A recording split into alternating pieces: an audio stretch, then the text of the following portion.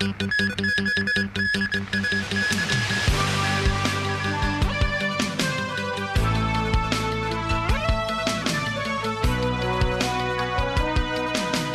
家好，我係黃善河。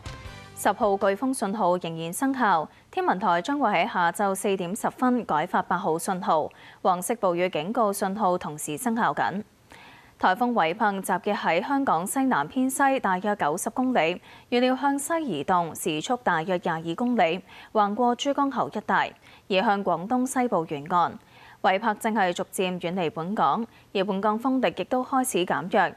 但係達到颶風程度嘅東南風仍然間中影響本港西南部。隨住風力進一步減弱，天文台下晝4點10分將會改發8號烈風或暴風信號。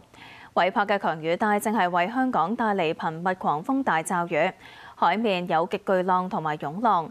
天文台呼籲市民繼續保持高度警覺，遠離岸邊同埋停止水上活動。